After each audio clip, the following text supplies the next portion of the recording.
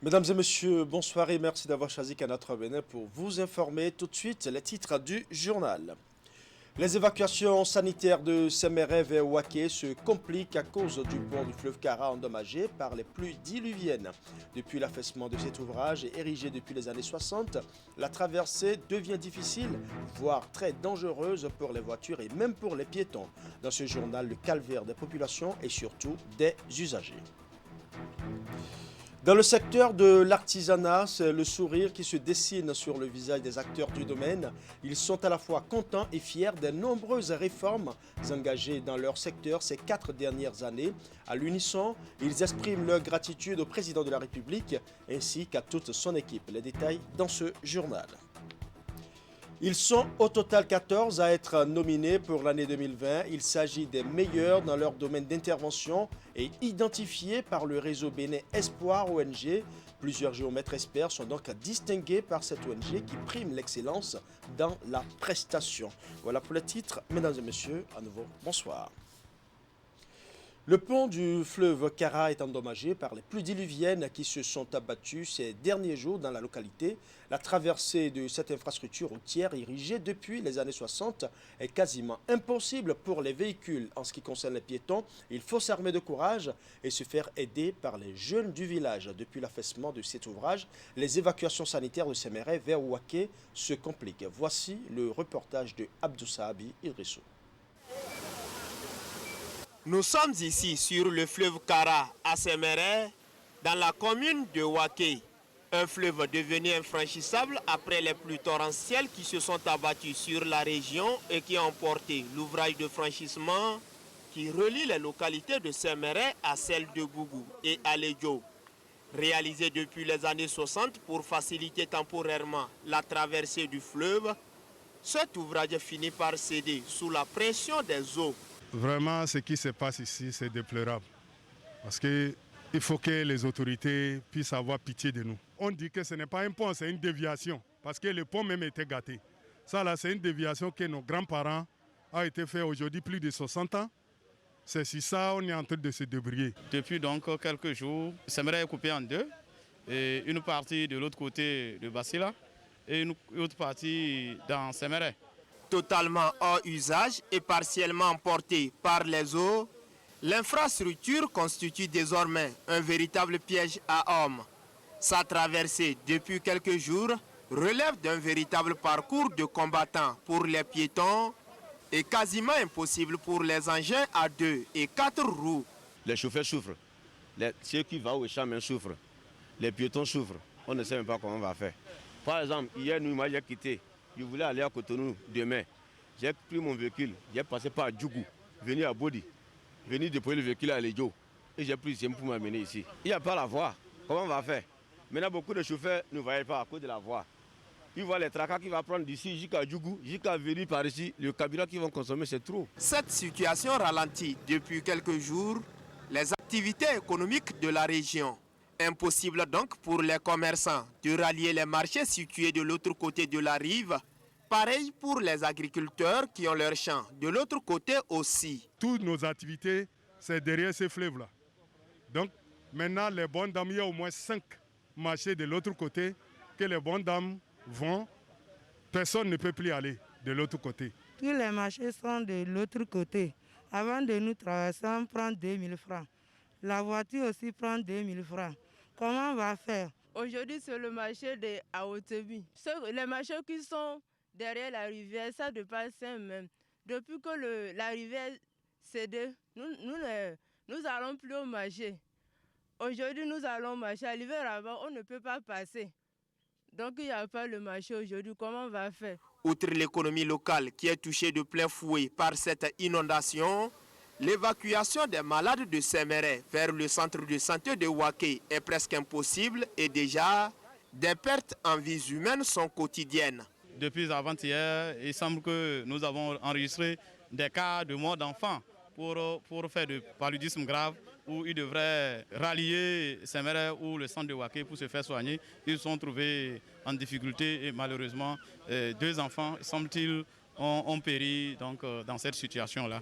Par exemple, hier, on voulait traverser une dame là. Elle a tombé ici. Elle allait à l'hôpital. C'est aussi la voie, elle est accouchée. Si tu vas à l'hôpital, elle est là. Elle a eu peur. Il y a une dame et un monsieur qui a été blessé par un pelle hier avec le couteau. Le commissariat a été interpellé, mais le commissariat ne peut pas traverser pour aller là-bas. Ils se sont obligés d'appeler le commissariat d'Alidjo pour venir au moins prendre le malade. Il faut voir la distance de là où ça s'est passé à Alidjo. Face à cette situation, les populations implorent l'indulgence du chef de l'État pour la réalisation à temps de cet ouvrage pour le bonheur des filles et fils de la cité de Fodo. Lors de la sortie du chef de l'État, dans le cadre donc, de la réconciliation des fils et filles de Séméré, il a promis que la voie à Lédio, Pénésoulou, Séméré et Waké sera réalisée. Ça, c'était une promesse devant un parterre de population. Nous savons que le chef de l'État tient toujours à sa parole. Nous savons qu'il est certainement à pied d'œuvre pour que désormais les peines de nos populations puissent cesser avec le bitumage promis donc, de cette voie. Nous le lui rappelons tout simplement, nous savons qu'il a ça dans son agenda. Nous voudrions que les choses aillent plus vite. On vous demande de nous aider pour pouvoir réparer cette rivière, pour pouvoir aller au marché. Mais en entendant la réaction des autorités compétentes, les usagers de cette voie doivent continuer par souffrir le martyre. Depuis quelques mois, la ville de Cotonou présente un visage nouveau de par les grands travaux qui s'y déroulent, entre autres l'asphaltage et l'aménagement de plusieurs espaces. Au nombre des sites pris en compte, le boulevard de la Marina qui longe le port de Cotonou. Le jeudi 24 septembre, le ministre des Infrastructures et des Transports est descendu sur ce site pour constater l'évolution des travaux. Assomo Songbo pour les détails. Le ministre des Infrastructures et des Transports, Hervé Khekhoumé, est allé sur le chantier du boulevard de la Marina. Une visite effectuée le jeudi 24 septembre pour constater l'avancement des travaux. Ici, quelques explications sont données au ministre. Ce qui reste également, c'est les aménagements paysagers. Les aménagements paysagers, il faudrait que l'entreprise puisse vraiment apprêter et libérer les emprises pour que le cadre de vie qui conduit ce volet puisse conduire la part qui leur revient. Donc au terme de la visite, ce qu'on peut retenir, c'est que oui, aujourd'hui on est hors du délai, mais il y a de belles perspectives pour l'achèvement des travaux d'ici la fin du mois de novembre. La réception de l'ouvrage était prévue pour fin juillet, mais le contexte de la pandémie de Covid-19 a ralenti les travaux. Aujourd'hui, ces travaux avancent et le ministre des Infrastructures et des Transports est confiant. Nous avons pu apprécier l'avancement des travaux.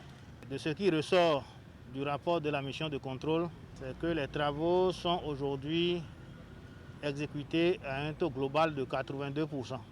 Il y a quelques aspects techniques sur lesquels nous allons rapidement travailler. C'est notamment la question du traitement des trottoirs. Nous avons amélioré le traitement des trottoirs par rapport à ce qui était prévu initialement. Et donc, cette amélioration fera l'objet de travaux supplémentaires que nous avons demandé à l'entreprise.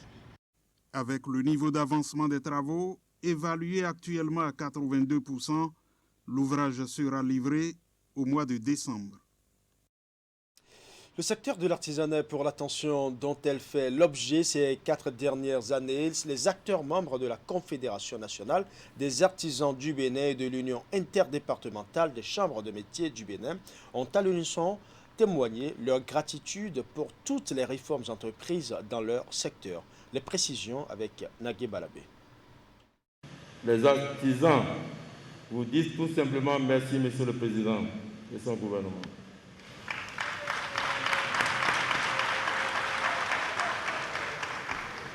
D'un côté, la Confédération nationale des artisans du Bénin et de l'autre, l'Union des chambres interdépartementales des métiers du Bénin. Tous unanimes ici à la salle rouge du Palais des Congrès sur l'opportunité des réformes en cours et les progrès réalisés en si peu de temps dans un secteur passé de l'ornière à l'orbite grâce notamment à un grand artisan bien connu des acteurs. Le meilleur investissement qui soit pour un pays est celle destinée à la formation des ressources humaines de qualité. L'initiative de ce jour témoigne que votre gouvernement a fait sienne cette assertion et a choisi ainsi d'accompagner le secteur de l'artisanat béninois à relever ce grand défi prioritaire à travers les réformes salutaires et encourageantes mises en place par votre gouvernement. Vous êtes le salut de tout le peuple béninois en général et des artisans en particulier.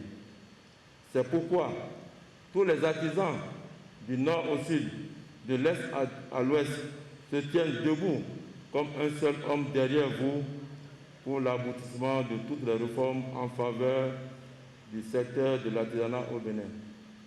En fait de réformes, nombre sont en cours depuis 2016, tandis qu'un certain nombre sont attendus. À l'arrivée, de belles perspectives pour cette catégorie de travailleurs longtemps abandonnés à son sort, en proie à la précarité. Au Bénin, le secteur de l'artisanat contribue à raison de 14% du produit intérieur brut. Vous l'avez si bien compris, vos actions dans le PAG en faveur du secteur de l'artisanat témoignent vivement.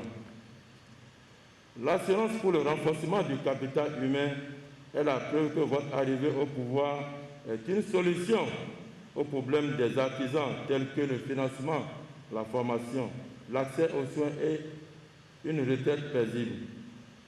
Nous, artisans du Nord, du Sud, de l'Est et de l'Ouest, remercions de vive voix et de tout cœur Son Excellence, Monsieur le Président de la République, Patrice Talon, pour sa grande vision et de ses ambitions de faire de l'artisanat béninois un des principaux leviers de développement de notre cher pays, le Bénin.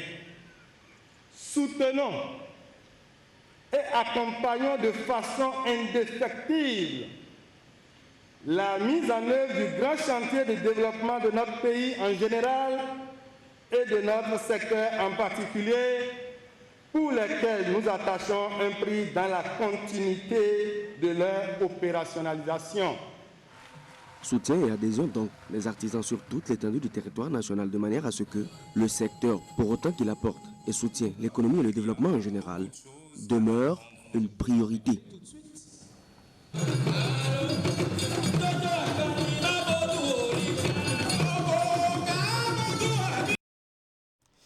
Atelier de lancement de l'actualisation du fichier électoral national. Les échanges ont été organisés à Boïcon au profit des membres des institutions impliquées dans l'organisation des élections. La rencontre a duré 2 jours et va conduire à terme à la transformation de la liste électorale permanente informatisée en une liste électorale informatisée. L'activité vient lancer le processus d'actualisation du fichier électoral national. Elle est organisée par le Conseil d'orientation et de supervision de la liste électorale permanente informatisée COSLEPI. L'atelier de Boïcon a permis aux participants de s'approprier les étapes techniques et pédagogiques de la mission assignée aux membres du COSLEPI. Votre mission est cruciale et cristallise toutes les attentions, car c'est à vous qu'il revient la lourde et notre responsabilité de produire le fichier électoral national devant conduire l'organisation de l'élection présidentielle prochaine. En acceptant votre invitation pour participer à cet atelier, je voudrais espérer que nos apports et notre expérience depuis 2013 contribuent à l'atteinte de vos objectifs. Selon les différents acteurs qui prennent part au processus, l'actualisation du fichier électoral national appelle à l'élaboration de plusieurs documents techniques et administratifs, mais aussi à la définition d'une démarche méthodologique. Regroupés à cet atelier, les membres des institutions de contrôle des élections, les députés, partenaires techniques et financiers, ainsi que la société civile vont débattre des 10 ans du fichier électoral national et faire le bilan. Ils vont également échanger sur la prise en compte des Béninois de l'extérieur dans le contexte de la COVID-19 dans le cadre de l'actualisation du fichier électoral national 2020-2021 avant de définir des perspectives. Nous allons échanger et partager grâce à vos expertises et intelligences averties sur des thèmes spécifiques et adaptés, évocateurs des réalités de ce qu'a été la LEPI pendant 10 ans. Ainsi, pendant les 2 jours des travaux et dans un effort commun, nous devons satisfaire à 2 attentes majeures pour optimiser nos chances d'atteindre les objectifs d'actualisation du fichier électoral national 2021. L'actualisation du fichier électoral national est une opération éminemment délicate et prend en compte toutes les propositions susceptibles de garantir l'atteinte des objectifs ci-après. L'inscription de tous ceux qui auraient été précédemment omis et qui auraient apporté la preuve de leur omission. L'inscription de tous ceux qui ont acquis les qualités exigées par la loi pour figurer sur le fichier électoral national. Le transfert des citoyens dans des nouveaux centres de vote conformément aux dispositions légales. La radiation des citoyens décédés et autres citoyens qui ont perdu le droit de figurer sur le fichier électoral national conformément aux lois de la République. Le dédoublonnage du fichier électoral pour consacrer un fichier électoral national mis à jour. L'édition et l'impression des documents électoraux, publication de la liste nationale permanente. Il faut préciser que l'opération d'actualisation lancée vise aussi à transformer la liste électorale permanente informatisée LEPI en une liste électorale informatisée LEI, laquelle sera apurée de façon cyclique. Les travaux vont durer 6 mois. Rencontre d'échange entre le gouvernement et les professionnels des médias ce jeudi à l'Infosec de Cotonou. Au menu du débat, la liberté de la presse à l'ère du numérique. Le sujet préoccupe toujours les journalistes avec qui le ministère de la Communication a décidé de prendre langue. Les détails dans le compte rendu de Ali Momone. Cette rencontre d'échange sur la liberté de la presse dans le contexte du numérique est pour nous la bienvenue. Zakiat Latonji, présidente de l'Union des professionnels des médias du Bénin, UPMB, exprimant sa satisfaction à l'ouverture de cette séance d'échange avec le ministère de la Communication sur la liberté de presse. Le sujet est bien préoccupant au vu de l'évolution technologique qui apporte des innovations dans plusieurs secteurs, y compris celui des médias. Cette évolution technologique doit servir de tremplin pour garantir l'expression de la liberté de presse. Mais le constat fait état de ce que cette nouvelle donne qu'offre le numérique permettant de faire œuvre de presse en diffusant, en partageant, relayant ou en archivant de grands nombres d'informations d'actualité sous forme écrite ou audiovisuelle limite la frontière entre la liberté d'expression et la liberté de presse. À travers cette tribune initiée par l'autorité, les acteurs des médias et les cadres du ministère de la Communication, ainsi que ceux de l'économie numérique et de la justice, vont réfléchir sur les différents enjeux de la liberté de presse en lien avec le numérique. Mais la vraie question qui devrait nous préoccuper est de savoir si la liberté de presse rétrécit ou pas avec le support. Parce qu'en réalité, le numérique, c'est d'abord le support. C'est fondamentalement le support. En quoi est-ce que l'on peut être tolérant avec le support papier et être répressif avec un support numérique? Si le développement du numérique a pour corollaire le rétrécissement du champ de la liberté de presse, c'est à nous, dans cet atelier, de porter la vraie interrogation et d'apporter les bonnes réponses. Mais si les choses sont vues autrement et que nous essayons, c'est également la mission de cet atelier, d'identifier les facteurs qui permettent, qui autorisent cette réflexion, qui considère que le numérique et le code du numérique entravent la liberté de presse, c'est également au cours de cet atelier que je voudrais que nos réflexions nourries permettent de dégager les vraies raisons de cette inquiétude, de cette angoisse. Au cours de cette rencontre, les participants vont suivre une communication sur le thème « Liberté de presse et plateformes numériques ». Des recommandations et résolutions sont attendues pour la production et la circulation de l'information par les canaux numériques. Depuis le 15 juin 2020, l'Agence belge de développement Enabel a lancé à travers son programme de développement de l'entrepreneuriat dans la filière Ananas Defia un appel à projet dénommé P-Digitech. La dernière étape de sélection du hackathon s'est déroulée hier jeudi à Cotonou. Elle a réuni 8 startups pour 9 projets. Suivant. Sur une vingtaine de projets inscrits au départ, seulement 9 planches pour la dernière étape du hackathon P-Digitech. Il s'agit d'un appel à projet des innovations technologiques et digitales pour une filière ananas performante. C'est une initiative de l'Agence belge de développement Enabel à travers son programme de développement de l'entrepreneuriat dans la filière ananas Defia. Ceci s'inscrit dans le cadre du nouveau programme de coopération bénino-belge pour la période 2019-2023. Ce programme de coopération vise à contribuer à la création d'emplois, à l'augmentation des revenus et à l'amélioration des équilibres macroéconomiques, ainsi qu'à la bonne gestion du dividende démographique et la réduction de la mortalité maternelle et infantile au Bénin. Il est structuré autour de 4 piliers cohérents et complémentaires, dont le pilier 1, relatif à l'appui au développement des chaînes de valeur ajoutée porteuses et à l'entrepreneuriat dans le domaine de l'agrobusiness. Au cours de cette phase finale du hackathon, les 9 startups ont présenté leurs projets aux membres du jury.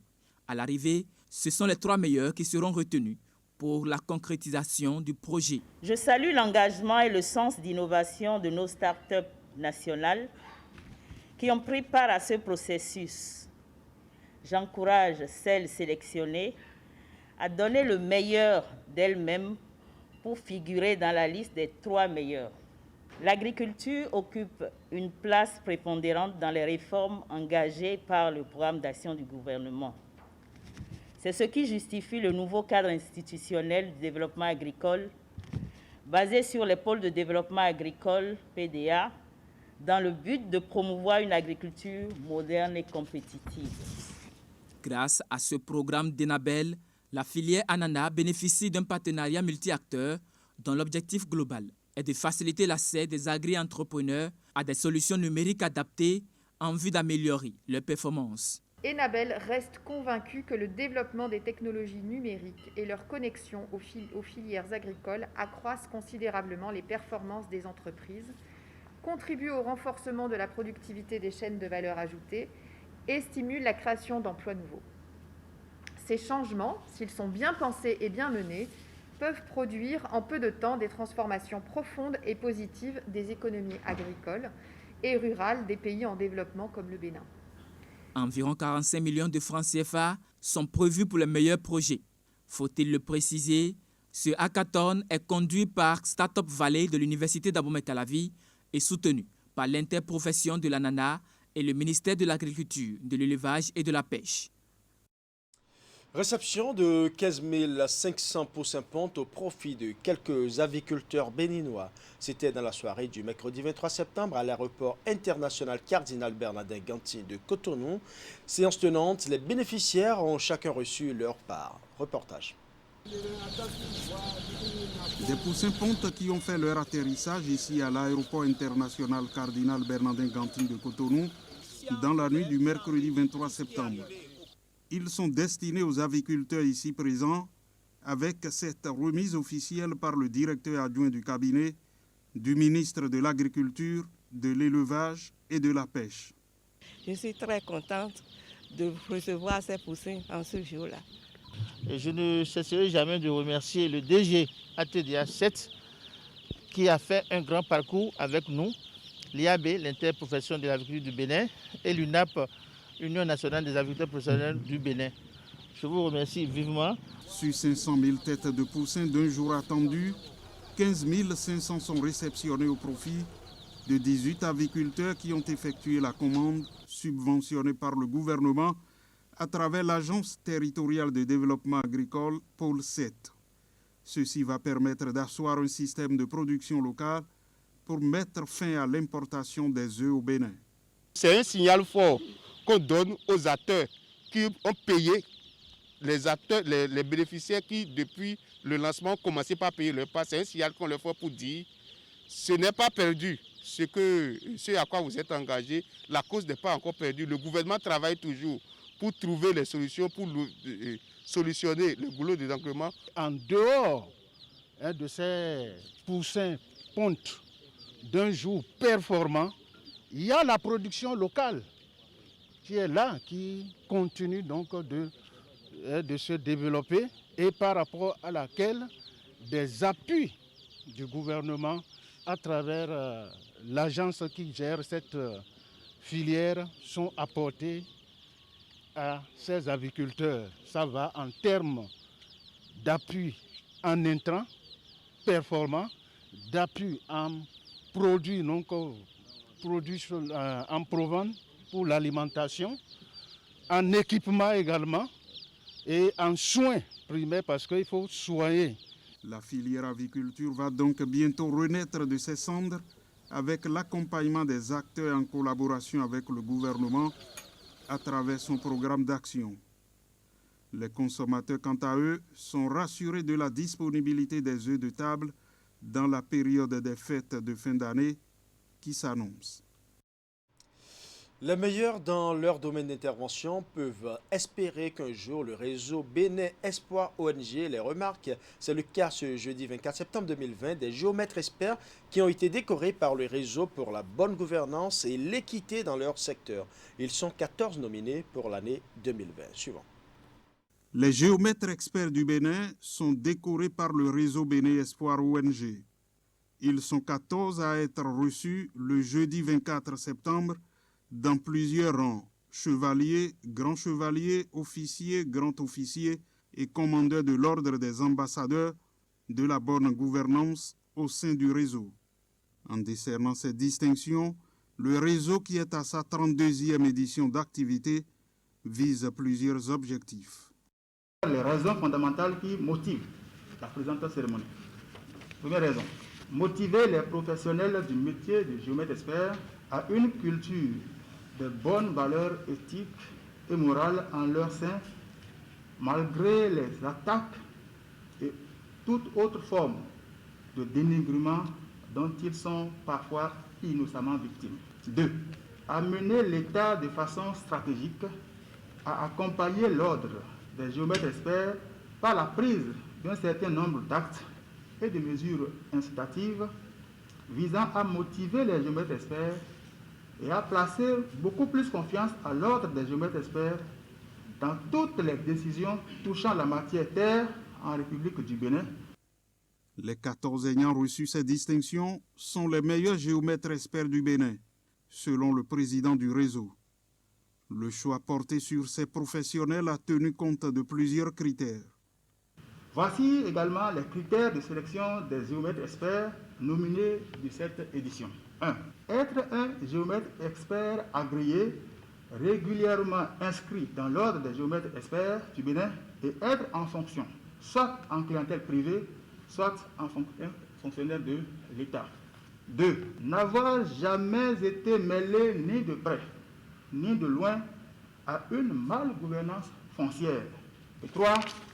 Avoir une conscience professionnelle poussée et développer au sein de son cabinet les principes fondamentaux de la bonne gouvernance. L'exercice du métier exige une conduite irréprochable, le respect des normes de la profession, toutes choses qui ont milité en faveur des nominés qui expriment leur joie. Il va sans doute dire que cette cérémonie de certification de bonne gouvernance de nos cabinets et de notre décoration comme meilleur géomètre expert de l'année 2020 est pour nous un grand symbole d'encouragement vers l'excellence sans relâche. Alors nous sommes d'ores et déjà plus que galvanisés à donner encore plus qu'avant le meilleur de nous-mêmes. Plusieurs intervenants ont mis l'accent sur les mérites des uns et des autres. Mais avant, l'assistance a été entretenue sur le thème « Bonne gouvernance foncière » et le géomètre expert, enjeux et perspectives. La semaine prochaine, le réseau va distinguer les directeurs de cabinet des ministères. Wallo Dance Center, c'est un espace dédié à l'apprentissage de différentes sortes de danse, d'initiation et de maîtrise des instruments de musique et bien d'autres. C'est une initiative de la compagnie Wallo et Multicolore dans la commune d'Abomey-Calavi. C'est un centre de chorégraphie au profit des passionnés de la culture. La cérémonie de lancement s'est déroulée dans les locaux de Wallo Dance Center à Zupa. Reportage. C'est en présence d'éminentes personnalités culturelles et d'artistes de renom que la compagnie Wallo et son partenaire Multicolore ouvrent les portes de leur nouveau centre de chorégraphie. Wallo Dance Center est un projet conjoint entre les deux structures dont la mise en œuvre a duré 18 mois. Et aujourd'hui, ce chef-d'œuvre est rendu public pour servir les populations d'Abomey-Calavi. Ce centre qui s'ouvre ce jour et vous accueille reste un long rêve caressé depuis des lustres. Mais le rêve s'est fait corps et devient réalité. Qui l'eût cru? Le projet qui nous a réunis ce soir a impacté nos compagnies à plusieurs niveaux. Il a permis d'amener la pratique artistique au sein de nos populations, pratique artistique à laquelle les enfants n'ont pas forcément ou aisément accès, alors qu'elle participe grandement au développement moteur, psychologique, à l'épanouissement et au bien-être de l'enfant. Outre la construction de Wallo Dance Center, le projet a également permis la réhabilitation du centre chorégraphique Multicolore de Cotonou. Depuis son initiation, il a déjà affecté plus de 600 enfants, aussi bien à Cotonou qu'à Abomey-Calavi. Vous pouvez vous enorgueillir désormais d'avoir dans votre commune un lieu adéquat à l'apprentissage et à la détection des talents artistiques chez nos enfants et même chez nos adultes. Comme à Multicolore, les activités artistiques seront diversifiées ici aussi. Danse, musique, théâtre, cirque, arts plastiques, dessin, livres et toute autre discipline artistique seront logées à Wallo Dance Center. Le projet est financé par l'Union européenne et le ministère du Tourisme, de la Culture et des Arts, respectivement, à travers le REPASOG et le Fonds des Arts et de la Culture. Mesdames et messieurs, la danse, c'est un art, c'est une activité culturelle, mais elle a besoin forcément d'un cadre dédié, un cadre d'expression et de formation. Et c'est en cela que je trouve que la cérémonie qui nous réunit ici vient à point nommé. Un centre chorégraphique de danse est nécessaire dans notre pays pour servir de cadre et d'espace pour la formalisation des apprentissages dans notre pays, pour nous permettre d'avoir des grands danseurs. Et je voudrais saluer les initiateurs parce que c'est une initiative qui cadre avec l'ambition du chef de l'État, le président Patrice Talon. La cérémonie de lancement de Wallo Dance Center a très vite pris l'allure d'un concert avec diverses prestations artistiques, une démonstration du caractère culturel du centre.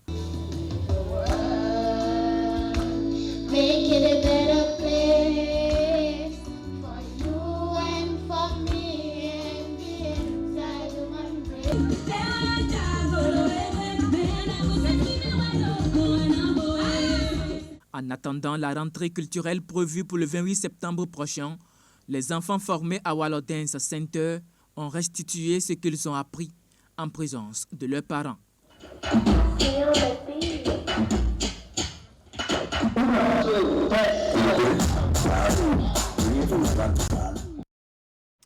Voilà, ce sera tout pour ce journal que j'ai eu du plaisir à vous présenter. Bonne soirée à chacun et à tous et bon début de week-end à tout le monde.